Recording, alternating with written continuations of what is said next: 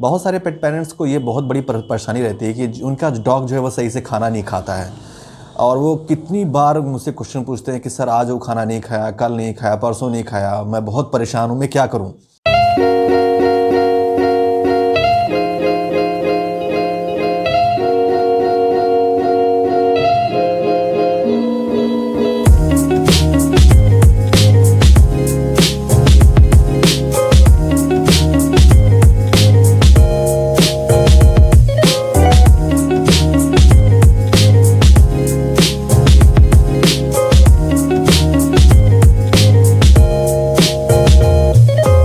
देखिए बेसिकली हमारा जो आज का जो टॉपिक है वो फजी ईटिंग हैबिट्स को लेके है कि अगर आपका डॉग फजी ईटर है, फिनिकी ईटर है, चूजी ईटर है, तो हम कैसे उसको मैनेज करें। ओके, जो डॉग होते हैं वो बाय बर्थ जो है वो फजी ईटर नहीं होते। Please do remember they are actually opportunistic hunter होते हैं, और वो उसी हिसाब से चूज करते हैं अपनी डाइट। और वो मोस्टली ये पाया गया है as per the animal behaviour and as per the animal nutritionist कि डॉग जो है उस फूड को ज़्यादा पसंद करते हैं जो ज़्यादा इजीली पैलेटेबल हो एंड उसमें प्रोटीन कंटेंट ज़्यादा हो। ओके, और दैट टू प्रोटीन कंटेंट में animal protein. So animal protein को ज़्यादा प्रीफर करते हैं कंपेयर टू प्लांट प्रोटीन।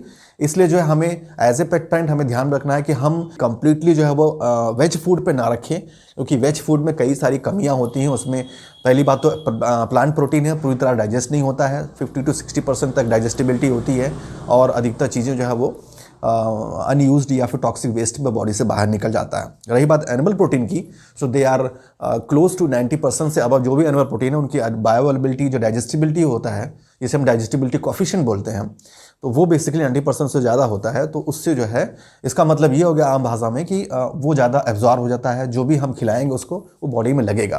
तो बेसिक जो एसेंशियल एमिनो एसिड होती हैं जो कि मसल बिल्डिंग में मदद करती हैं, वो एनिमल प्रोटीन से हमें मिलती है, जो कि प्लांट प्रोटीन में नहीं होता है, डिफिशिएंट होता है।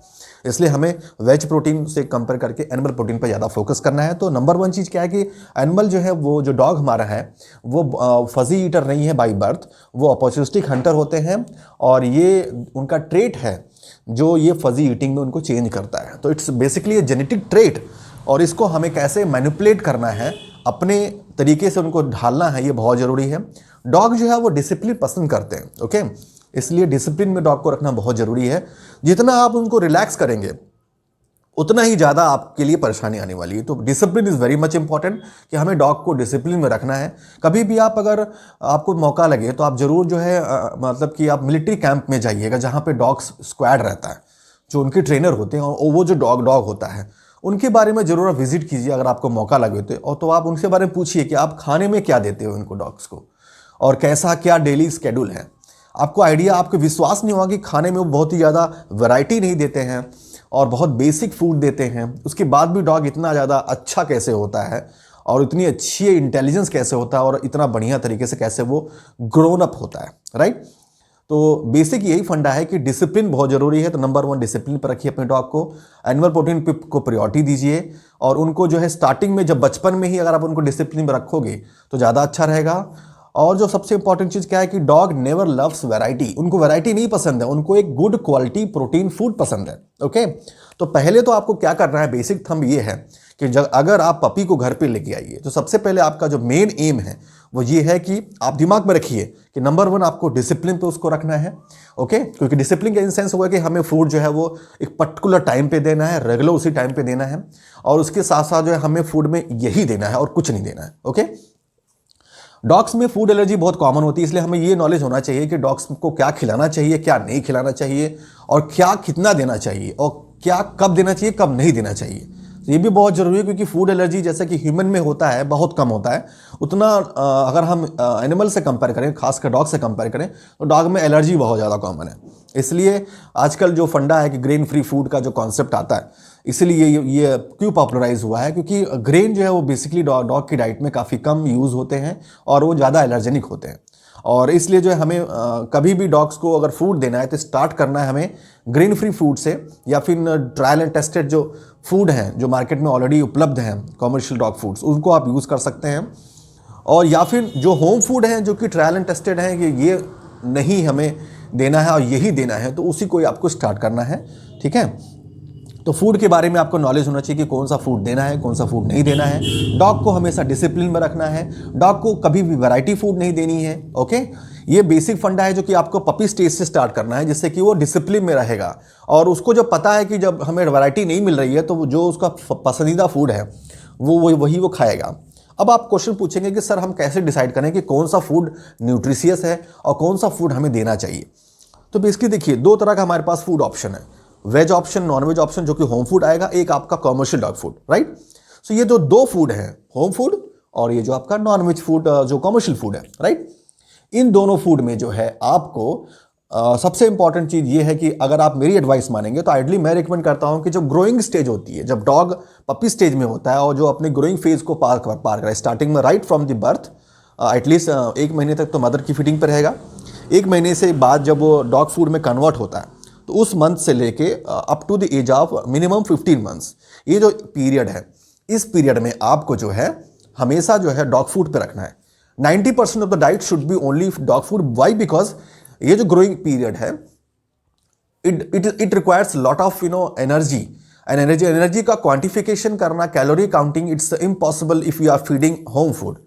और मोस्टली अगर आप घर में जायंट डॉग या फिर लार्ज भी डॉग रखे हैं, German shepherd, labrador, medium size to large size में आएंगे, फ्रेंच मैस्टिफ आपका हो गया, बुल मैस्टिफ हो गया, राइट, सेंट बर्नार्ड हो गया आपका, ग्रेट डेन हो गया आपका, जो है हाउंड ब्रीड्स हो गई, जितनी भी है, जितनी भी लार्ज टू जायंट ब्रीड है, इनको अगर घर में आप रख रहे हो, इनको आप रियर कर रहे हो, तो ये इनका जो ग्रोथ पैटर्न है वो कंपेयर टू मीडियम ब्रीड और स्मॉल ब्रीड से काफ़ी डिफरेंट है और इनका जो कैलोरी रिक्वायरमेंट है वो बहुत ही एक्सपोनेंशियल होता है और वो हम होम फूड से मीट आउट नहीं कर सकते।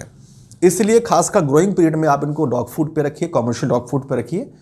और उनका सिलेक्शन करने का एक तरीका है, क्योंकि हमको वैरायटी नहीं देना है। मोस्टली क्या होता है, हमको पता नहीं रहता है और हम जो है सीधे जाके जो है वो एक फूड ले लिए, क्योंकि हम क्रेजी पेट पेरेंट हैं, स्टार्टिंग में हमें नया पेट हमारे घर में आया है, सो हम उसको बहुत अच्छा अच्छा खाना देंगे।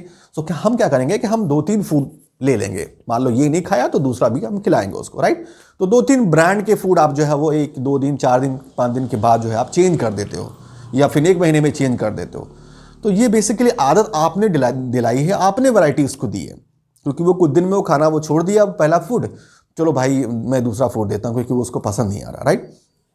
इस तरह से जो आपका जो एक्टिविटी है, जो हैबिट है, इसी कारण से उसको जो है ये फजी ईटिंग हैबिट डेवलप होगी, क्योंकि उसको पता है कि मैं वो खाना नहीं खाऊंगा आज तो मुझे एक नई वैरायटी मिलेगी, शायद वो ज़्यादा अच्छी हो, राइट। तो इस तरह से आप ये हैबिट डेवलप करा रहे हो, ना कि वो डेवलप हो रहा है, वो डिमांड कर रहा है, राइट। सो ये हैबिट आपको बिल्कुल बंद कर देनी है। अब आप पूछेंगे कि मान लीजिए 3-4 ब्रांड के फूड हैं मार्केट में, 3-4 ब्रांड क्या, 10 ब्रांड के मार्केट में अवेलेबल हैं। अब हम डिसाइड कैसे करेंगे कौन सा फूड ले हम, राइट।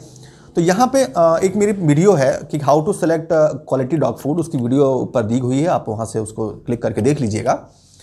उसमें आपको आइडिया मिल जाएगा कि क्या क्या बेसिक इंग्रेडिएंट हैं जो कि हमें चेक करना चाहिए डॉग फूड में, जो कि होना चाहिए जिससे कि हम सेलेक्ट कर सकें। मान लीजिए आपने इन क्वालिटी पैरामीटर्स को चेक किया, उसके बाद आपके पास 5 ब्रांड है, राइट। आपने 5 ब्रांड्स लिए, तो क्या करना है, कैसे सेलेक्ट, अब 5 में से कौन सा बेस्ट है डॉग के लिए वो आप नहीं जानते हो, वो तो हमें पता करना पड़ेगा, राइट। सो आप क्या करिएगा, 5 ब्रांड के फूड को आप जो है छोटे छोटे क्वांटिटी में उसको बाउल में रखिए। मान के चलिए जो छोटा पैकेट आता है 500 ग्राम का या 1 किलो का, वो ले लीजिए 5 ब्रांड के, और उनको बाउल में छोटा छोटा किबल्स में, बेटर है कि कभी कभी कंपनी वाले फ्री सैम्पलिंग भी करते हैं, राइट। तो उस हिसाब से फ्री सैंपल अगर आपको मिल गया 4-5 ब्रांड का, तो आपको पैसे भी खर्च नहीं करने पड़ेंगे, आपके पास एक सिलेक्शन का ऑप्शन मिल जाएगा। मान लीजिए नहीं ऑफर आ रहा है तो जितना छोटा पॉसिबल हो, सैचेट में हो, 200 ग्राम में हो, 500 ग्राम में हो, जितने कम में हो वो आप ले लीजिए, राइट। उसको लेके आइए घर में, उसके बाद उसको 5 डिफरेंट बाउल्स में रख दीजिए और अपने डॉग को बांध दीजिए, सामने रहे वो, कि उसको दिखना चाहिए कि क्या हो रहा है, राइट। उसके बाद फिर 5 बाउल्स को आप रख दीजिए उसके सामने और उसको खोल दीजिए। लेट हिम डिसाइड कि कौन सा फूड अच्छा है, वो आएगा, एक एक करके स्निफ करेगा, खाएगा, राइट। और अगर उसको सबसे बेस्ट, आपको वॉच आउट करना है कि कौन सा फूड वो बेस्ट अच्छी तरह से खा रहा है, वो अपने आप आपको दिखेगा, ठीक है। तो आप उन 5 में से एक बेस्ट जो सिलेक्शन आप कर सकते हो, क्योंकि वो आपको दिखाएगा कि हाँ मुझे ये फूड ज़्यादा पसंद आ रहा है, राइट। क्योंकि आप छोटी छोटी क्वांटिटी रखोगे तो हो सकता है कि वहाँ पे जो है डॉग कुछ को खाए कुछ को ना खाए, राइट। तो वहाँ पे आप एक सिलेक्शन कर लोगे, ये एक सिलेक्शन का प्रोसेस है जिससे आपको पता चल जाएगा कि फर्स्ट टाइम में हम कौन सा फूड स्टार्ट करें, राइट।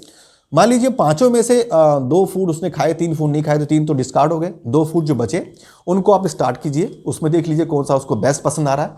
सेकंड टाइम जब फीडिंग दीजिए तो एक को ज़्यादा दीजिए, एक दोनों के क्वांटिटी को बढ़ा दीजिए, सॉरी, और दोनों को दे दीजिए। देखते हैं कौन सा वो खाता है, कौन सा नहीं खाता है। जो ज़्यादा खाए वो समझ आए कि उसको बेस्ट सूट हो रहा है। तो इस तरह से आपका फूड का सिलेक्शन हो गया। फिर उसी फूड को आपको लगातार टिल द ग्रोइंग एज आपको उसको देना है, ठीक है। इससे क्या होगा कि उसको आइडिया मिल जाएगा कि मेरा बेस्ट क्वालिटी प्रोटीन इस फूड में है, मुझे ये मिल रहा है, और वो उसी को बहुत ही अच्छी तरह से खाएगा। तो ये आपको फॉलो करना है। तो ये हो गया इंपॉर्टेंट, फूड का सिलेक्शन हो गया।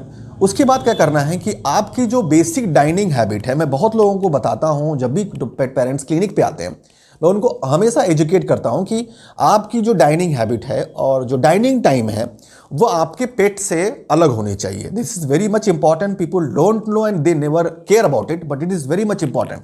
कई लोग मुझसे कहते हैं सर कि उस तरह से हमारा उसका इंटरेक्शन नहीं होगा, मुझे अच्छा नहीं लग रहा है कि मेरा पेट जो है अलग कोने में खा रहा है और मैं अपने फैमिली के साथ खा रहा हूँ, मेरा वो भी तो मेरा बच्चा है। This is very very wrong. Why? Because देखिए यहाँ पे इमोशनल अटैचमेंट जो है वो आपको ही बैकफायर करेगा, आपको ही नुकसान करेगा। बाद में चल के वो उसी जो फूड को चाहेगा जो आप अपने साथ खा रहे हो, बट वो उसकी ग्रोथ के लिए नुकसानदायक है। वो प्रॉपर्ली रोटी खाते हैं हम लोग, राइट? रोटी बहुत चीज़ें नुकसान करती है, चावल भी बहुत कई बार नुकसान करता है, अंडा भी कई बार नुकसान करता है, राइट? दाल हम पीते हैं एज ए वेजिटेरियन, दाल बिल्कुल नहीं देनी चाहिए, दाल तो नुकसान करती है, डाइजेस्ट नहीं करता है डॉग। तो इस तरह से कई ऐसी चीज़ें हैं जो हमारी डाइनिंग हैबिट्स में जो फूड हम यूज़ करते हैं वो पेट को नुकसान करता है, वो फायदेमंद नहीं है। इसलिए जो है डाइनिंग हैबिट डिफरेंट होनी चाहिए, डाइनिंग टाइम डिफरेंट होना चाहिए। उसका जो टाइमिंग हो आपकी डाइनिंग टाइम से क्लैश नहीं करना चाहिए। और जितने भी आपके घर में मेंबर्स हैं उनको प्लीज़ स्ट्रिक्टली बोल दीजिए कि आप छोटे छोटे ट्रीट्स के रूप में उसको कभी भी ट्रीट्स ऑफर मत कीजिए। अगर आप कमांड ट्रेनिंग करा रहे हो, कोई भी कमांड फॉलो करा रहे हो, strictly only at that time आपको ट्रीट यूज़ करना है। और ट्रीट ऐसा मतलब नहीं कि थोड़ी सी कमांड सुना वो तुरंत इतना सारा लेके 5-6 बिस्किट मतलब ट्रीट्स जो है बहुत सारा लेके आपने खिला दिया, ऐसा नहीं करना है। उसको एक ही फूड देना है, एक ही चीज़ देना है, वो भी जब पूरी तरह से कमांड को फॉलो करे, राइट? और बहुत बार नहीं देना है, क्योंकि अगर बहुत बार आप देते रहोगे तो धीमे धीमे कहीं ना कहीं तो उसका जो हंगर है वो ट्रीट के कारण सप्रेस हो रहा है। तो आगे चल के क्या होगा, जब आप उसको पर्टिकुलरली फूड देंगे तो खाना नहीं खाएगा, क्योंकि वो ऑलरेडी उसका पेट आधा भर ही चुका है।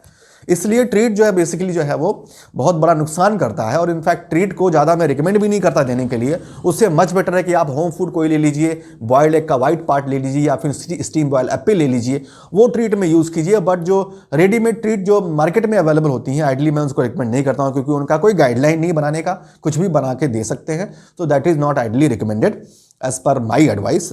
मैं जो सोचता हूँ आपको मैं सजेस्ट करता हूँ, तो ये आप फॉलो कर सकते हैं। इस तरह से क्या होगा कि उसका जो है जो पैटर्न है, जो रेगुलर पैटर्न है, वो डिसिप्लिन में कन्वर्ट होगा और वो आगे चल के फिर कभी भी दिक्कत नहीं होगी। मान लीजिए ये तो हो गए एक डॉग को पपी स्टेज से उसको रेगुलराइज कराने के लिए, तो इससे कारण से उसको कभी भी फजी ईटिंग प्रॉब्लम नहीं आएगी। बट मान लीजिए आपको तो आज पता चला ये सब चीज़ें, राइट? इसके पहले आपको पता ही नहीं था, आपका डॉग तो ग्रोन हो चुका है, बड़ा हो चुका है, वो 1 साल का है, 2 साल का है, अब मैंने ऐसी हैबिट कर दी है, तो अब कैसे हम उसको ठीक करें, राइट? तो बेसिकली क्या है, उस समय ये प्रॉब्लम को ठीक करने के लिए आसान तो नहीं है, क्योंकि इसमें समय लगेगा, क्योंकि आपका डॉग अब इतनी वैरायटी पा चुका है, इतना लाड दुलार प्यार पा चुका है, तो उसके पास मल्टीपल ऑप्शन है। तो वो धीमे धीमे क्या करेगा कि अपने आप को पहले इस ऑप्शन को जो है वो खोजने की कोशिश करेगा कि मैं अभी चलो 2 घंटे नहीं खाता हूँ, इस टाइम मील को स्किप कर देता हूँ, मुझे मिलेगा खाना, मेरा मालिक बहुत अच्छा है, बहुत लविंग करता है, बहुत प्यार करता है मुझे, डेफिनेटली मुझे देगा, राइट? तो वो सडनली फिर इस प्रोसेस को दोबारा जो है करने की कोशिश करेगा। बट यहाँ आपको क्या करना है कि पहले तो इमीडिएटली आप चाहोगे कि 2 दिन में, 10 दिन में, 15 दिन में वो रूटीन को फॉलो करें, तो इम्पॉसिबल है, नहीं होगा। वो एडमेंट हो जाएगा, क्योंकि बहुत दिनों से ऐसा कभी कुछ हुआ ही नहीं उसके साथ। तो धीमे धीमे आपको उसको होन अप करना है। आइडली क्या रिकमेंड किया जाता है कि सबसे पहले उसको झटका देना है, 3 दिन का झटका, जिसे कहते हैं 3 डेज फास्टिंग प्रोटोकॉल। इस 3 डेज फास्टिंग प्रोटोकॉल में एक बेसिक प्रोसेस है जिसको आपको फॉलो करना है। उसमें ये करना है, आपको ये तो पता होगा, इतने सालों से आप उसको रख रहे हो कि उसका बेस्ट फूड क्या है, सबसे अच्छी तरह से क्या पसंद करता है, और उसको हमें क्या देना है, राइट? हम उसको क्या खिलाएं। तो उस केस में क्या करना है कि हमको जो है, जो हमने फूड को सेलेक्ट कर लिया, उसी फूड को हम खिलाना है, ठीक है? फिर उस फूड को हम उसको बाउल पे रखेंगे और उसको हम ऑर्डर देंगे कि आपको खाना यही मिलेगा, इसके अलावा आपको खाना कुछ नहीं मिलेगा।